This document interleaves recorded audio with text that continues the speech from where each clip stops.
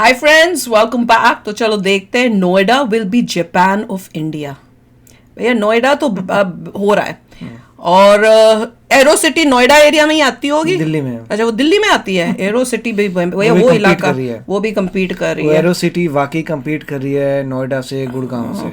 और उस एरिया में जैसे आप उस पैच में जाते हो ना, आपको लगता है यार ये जगह बड़ी अच्छी है, और फिर मन ये करता है कि ऐसा ही पूरा दिल्ली, पूरा इंडिया होना चाहिए। इतना सुंदर। वो देख के पता चलता है कि उनको, दिल्ली वालों को पता था कि बिल्डिंग्स बना सकते हैं, इतने समय से बना नहीं रहे थे। एरो सिटी में बनाने में उनको मिल गया, मगर और जगह नहीं बनाई है, क्या पता। तो चलो देखते हैं, वीडियो शुरू करते हैं। वीडियो शुरू करने से पहले अगर आप चैनल पर नए हो और आपने अभी तक सब्सक्राइब नहीं किया तो जल्दी से पहले सब्सक्राइब के बटन और बेल आइकन को क्लिक कर लो, ताकि आपको हमारे सारे न्यू वीडियोस के नोटिफिकेशन मिल जाएं जैसे हम अपलोड करें। अगर आपको वीडियो पसंद आता है प्लीज लाइक एंड शेयर। चलिए शुरू करते हैं। दोस्तों, हर डेवलप्ड स्टेट में एक ऐसी सिटी होती है जो स्टेट की डेवलपमेंट को फ्यूल करने का काम करती है, और जनरली ये कैपिटल सिटीज होती हैं। उदाहरण के लिए कर्नाटका की कैपिटल और भारत की सिलिकॉन वैली बेंगलुरु, जहां हजारों टेक्नोलॉजी कंपनीज और स्टार्टअप्स हैं जो लाखों लोगों को एम्प्लॉयमेंट देती हैं और कर्नाटका की जीएसडीपी में मेजर कंट्रीब्यूशन करती हैं। 2022 के डेटा के हिसाब से बेंगलुरु की जीडीपी $110 बिलियन है, और यह अकेला शहर पूरे कर्नाटका के जीएसडीपी का 40% अकेले कंट्रीब्यूट करता है। बेंगलुरु की ही तरह तमिलनाडु के पास चेन्नई, तेलंगाना के पास हैदराबाद और वेस्ट बंगाल के पास कोलकाता है। लेकिन भारत के पास क्या है? नोएडा। स्टेट उत्तर प्रदेश के पास ऐसी कोई सिटी एग्जिस्ट नहीं करती थी। यहाँ तक कि कैपिटल सिटी लखनऊ को भी कभी इंडस्ट्रियल सिटी लखनऊ तो नहीं किया गया। दिल्ली के पास आगरा जैसे कुछ इंडस्ट्रियल सिटीज उत्तर प्रदेश के पास थी, लेकिन यहाँ पर भी इंडस्ट्रीज टाइम के साथ इवॉल्व नहीं हो पाई और इसीलिए अपना रेलेवेंस खो दिया। लेकिन अब एक शहर उत्तर प्रदेश की सूरत बदलने का काम कर रहा है, और ये वो शहर है जिसे एक समय बिना प्रॉपर प्लानिंग के जल्द उत्तर प्रदेश में बोल रहे हैं। इस शहर का नाम है नोएडा, जो कि गौतम बुद्ध नगर डिस्ट्रिक्ट का हिस्सा है। लगभग 20 लाख की पॉपुलेशन वाले इस डिस्ट्रिक्ट की जीडीपी लगभग $26 बिलियन है, जो पूरे उत्तर प्रदेश की टोटल जीएसडीपी दिल्ली का पार्ट नहीं है नोएडा, यूपी का है। बुद्ध नगर का पर कैपिटा इनकम $10,000 है, जो भारत में सेकंड हाईएस्ट है। यूपी का नोएडा है और हरियाणा का गुड़गांव है, और हरियाणा का फरीदाबाद है। सिटी भारत का मेजर इकोनॉमिक हब बनने दिल्ली का सिर्फ एरो सिटी है। अच्छा, मैं एरो सिटी में कंफ्यूज, मुझे लगा एरो सिटी नोएडा। देखेंगे एरो सिटी दिल्ली की है। शुरू करते हैं आज का डिस्कशन। दोस्तों, नोएडा का फुल फॉर्म है new Okhla industrial development authority, और आज से 50 साल पहले तक ये शहर एग्जिस्ट भी नहीं करता था। और आज जिस हमारे टाइम में बनना शुरू हुआ था, देखती हैं वहाँ पर एक समय सिर्फ बड़े बड़े खेत हुआ करते थे। कुछ नहीं नोएडा के लिए सबसे बड़ा प्लस पॉइंट था दिल्ली के साथ उसकी 20-25 साल में इतना। भारत की कैपिटल होने की वजह से लगातार ग्रो हो रही थी, और यहाँ की पॉपुलेशन भी बढ़ती जा रही थी। इसकी वजह से ये शहर कंजेस्टेड हो रहा था, और साथ ही यहाँ की पॉपुलेशन भी बढ़ती जा रही थी। बहुत हुआ है। ऐसे में कांग्रेस के पॉलिटिशियन संजय गांधी दिल्ली के पॉल्यूशन को लेकर काफी सीरियसली सोचते हैं, और उन्हें विचार आता है कि दिल्ली के पॉल्यूशन करने वाली इंडस्ट्रीज को बाहर लेकर जाना चाहिए। संजय गांधी इंडस्ट्रीज को यमुना नदी के दूसरी तरफ ले जाने का इंस्ट्रक्शन देते हैं, और ये वही जगह है जहां पर आज नोएडा बसा हुआ है। ये सब कुछ 1975 के आसपास हो रहा था, और ये वो समय था जब देश में इमरजेंसी का दौर चल रहा था। संजय गांधी इस प्रोजेक्ट को जल्द से जल्द शुरू करना चाहते थे, और इसीलिए किसानों से बिना पूरी लैंड को एक्वायर किए इस प्रोजेक्ट की शुरुआत कर दी गई। फिर 17 अप्रैल 1976 को उत्तर प्रदेश गवर्नमेंट ने new Okhla industrial development authority को एस्टैब्लिश किया, जो नोएडा सिटी का एडमिनिस्ट्रेशन करने के लिए बनाया गया था।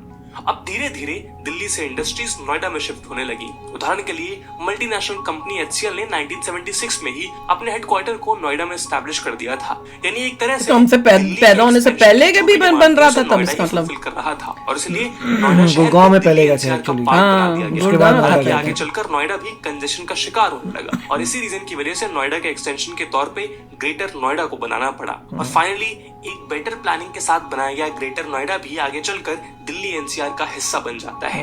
लेकिन सवाल यह है कि सिर्फ दिल्ली सिटी के एक्सटेंशन के रूप में बसने वाला ये शहर कैसे आज यूपी और भारत का एक फ्यूचर बिजनेस हॉटस्पॉट बनकर उभर रहा है।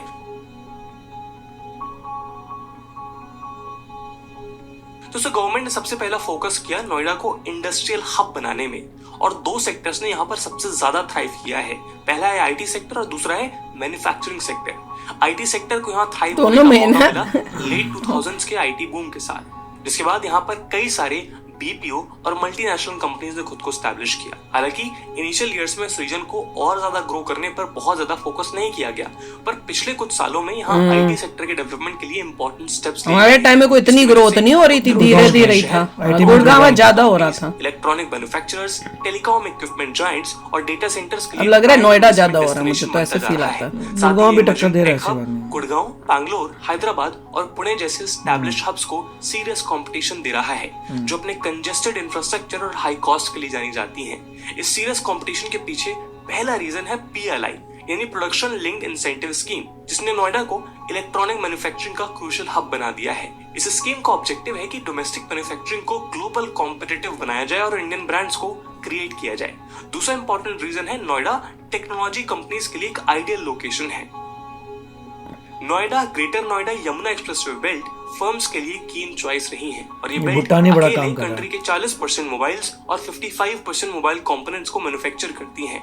डिक्सॉन टेक्नोलॉजीज के चेयरमैन सुनील वच्चानी का भी मानना है कि नोएडा में मोबाइल और होम अप्लायंस मैन्युफैक्चरिंग का सिग्निफिकेंट हब बनने का पोटेंशियल है, क्योंकि नोएडा के पास रोबस्ट इंफ्रास्ट्रक्चर और अपकमिंग जेवर एयरपोर्ट जैसे की फैक्टर्स हैं। ये सबसे बड़ा बनेगा ना। 8 यूनिट्स को एस्टैब्लिश करने का डिसीजन बना चुकी है और 3 और यूनिट्स की प्लानिंग कर रही है। उत्तर प्रदेश गवर्नमेंट का विजन नोएडा को इम्पोर्टेंट डेटा सेंटर हब बनाने का भी है, ताकि ये सिटी जल्द ही बैंगलोर और हैदराबाद से कम्पीट कर सके। हीरन अंदानी ग्रुप की Yotta data service 3 lakh square feet का डेटा सेंटर ग्रेटर नोएडा में एस्टैब्लिश कर रही है, जिसमें 30,000 करोड़ की इन्वेस्टमेंट होगी। HTT global data centre India private limited 1850 crore की इन्वेस्टमेंट से डेटा सेंटर सेटअप कर रही है।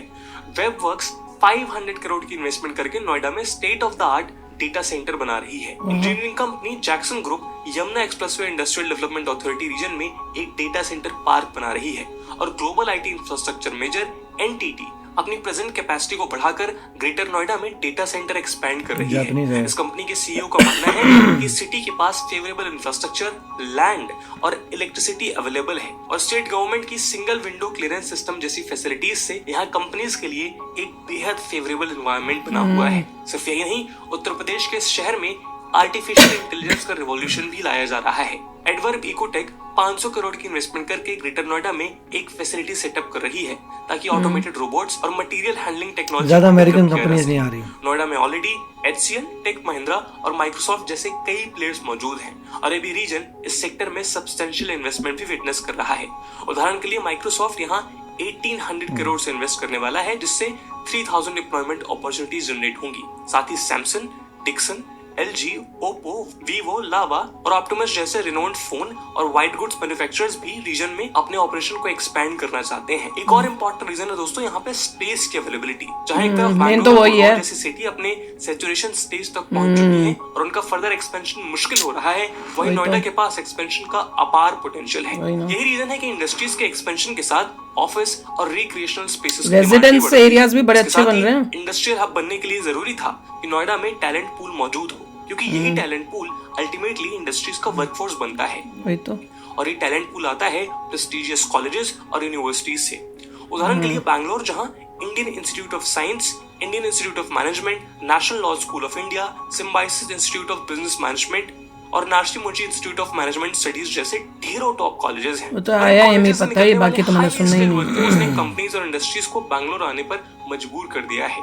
इस तरह के टैलेंट पूल का बेनिफिट पहले नोएडा के पास नहीं था, पर पिछले कुछ सालों में बहुत से प्राइवेट इंजीनियरिंग कॉलेजेस ने यहाँ पे बहुत अच्छा काम किया है। वहीं नोएडा के पास दिल्ली में भी IIT, दिल्ली यूनिवर्सिटी और जवाहरलाल नेहरू यूनिवर्सिटी जैसी टॉप यूनिवर्सिटीज हैं। यहाँ से हर साल लाखों ग्रेजुएट्स और पोस्ट ग्रेजुएट्स निकलते हैं और इंडस्ट्रीज और कंपनीज का टैलेंट पूल बनते हैं। दूसरा इंपॉर्टेंट रीजन है दोस्तों इन्वेस्टमेंट, और पिछले कुछ सालों में नोएडा में बहुत सारी इन्वेस्टमेंट हुई है। 2023 में ऑर्गेनाइज हुई ग्लोबल इन्वेस्टर समिट के दौरान भी Noida most favoured investment destination बनकर सामने आया। 7,85,937 करोड़ के प्रपोजल्स गौतम बुद्ध नगर डिस्ट्रिक्ट के लिए आए। देखिए, इस पूरी सिटी की 3 अथॉरिटीज हैं, Noida authority, Greater Noida authority और Yamuna expressway industrial development authority. IT, ITEs, commercial infrastructure, group housing, dairy, energy, agriculture, education, civil aviation, medical education और फॉरेस्ट कंपनीज के फील्ड में मैक्सिमम इन्वेस्टमेंट हुई है। इसमें से 7,45,815 करोड़ के मेमोरेंडम ऑफ अंडरस्टैंडिंग यानी MOU साइन किए गए और साथ ही यमुना डेवलपमेंट अथॉरिटी के लिए 1,60,000 करोड़ का प्रपोजल आया, जिसमें से 1,116 करोड़ के MOU साइन किए गए। इसके अलावा 88,700 करोड़ के प्रपोजल नोएडा अथॉरिटी के लिए आए, जिसमें से 361 कंपनीज के बिहाफ पर 85,993 करोड़ के MOUs भी साइन किए गए। नोएडा बहुत आगे बढ़ रहा है। और जैसे बता रहे हैं ना कि बाकी जैसे गुड़गांव था वो तो अपने सैचुरेशन पॉइंट पे आ गए हैं, पर क्योंकि नोएडा का सबसे ज्यादा फायदा ये है कि उसके पास जो है ना लैंड की कमी नहीं, जमीन की कमी नोएडा नहीं बना है। दिया जल्दी हाँ, से, अच्छा कर तो दिया। जितना आपको एक्सपैंड करना है आप कर सकते हो। और जो अभी बन रहा है, जैसे बता रही हूँ मैं, कि अब आप अपने आजकल के टाइम के हिसाब से प्रॉपर कंस्ट्रक्शन कर सकते हो, अब पूरा इंफ्रास्ट्रक्चर उस हिसाब से बना सकते हो। अब दिल्ली का केस तो ये है ना कि इतना पुराना बना हुआ है, उसको कैसे तुम मॉडर्नाइज करो या बेटर करो। वो जैसे बॉम्बे कर रहा है, मगर दिल्ली वालों ने किया नहीं है। हाँ, वो तो प्रॉब्लम हो रही है। मगर देखिए मजे की बात यह है कि नोएडा डेफिनेटली जो है 50-60 साल बाद काफी ग्रेट बनने वाला है, और यूपी चाहता है कि वैसा नोएडा बने, फिर और ज्यादा सिटीज को भी वैसा बना सके। तो शुरुआत है, उनको एक मॉडल सिटी चाहिए जो बहुत अच्छी हो रही है, फिर हर जगह करेंगे। सिमिलर कॉन्सेप्ट चाइना का था, चाइना ने हांगकांग पे मॉडल करी और जल्दी जल्दी सिटी देखा। हांगकांग इतना उस जमाने में जब हांगकांग बहुत तेजी से आगे बढ़ रहा था, सिमिलरली हांगकांग का मॉडल लेके जगह जगह सिटीज कर दी। Very good. और अभी की जनरेशन, जो नई जनरेशन है, वो नोएडा में ही सेटल होना चाहती है। अगर आप देखोगे नई जनरेशन, वो घर भी वहाँ नोएडा में ही ले रही है। No doubt. आजकल जितने भी हमारे जो कजन्स है, छोटे जो थे, जो छोटे बच्चे होते थे हमारी शादी के टाइम, अब उनकी भी शादियां हो गई हैं, सब नोएडा में सेटल हुए हैं, सबके घर वहां पर है। इवन मतलब उन्होंने इन्वेस्टमेंट भी की हुई है, इन्वेस्टमेंट भी करके गए, उन्हें पता है कि वहाँ की कीमतें जो हैं वो बढ़ेंगी। तो चलो यार, अभी शेयर करना अपने थॉट्स। चलते हैं, मिलेंगे नेक्स्ट वीडियो में बहुत ही जल्द। Till then take care and bye bye. तो अगर आप मेरे इस चैनल पे नए हो तो जल्दी से सब्सक्राइब के बटन को हिट करो और बेल आइकन को क्लिक करो, ताकि आपको मेरा जब नया वीडियो मैं लगाऊं, आपको उसके बारे में जल्दी से पता चल जाए।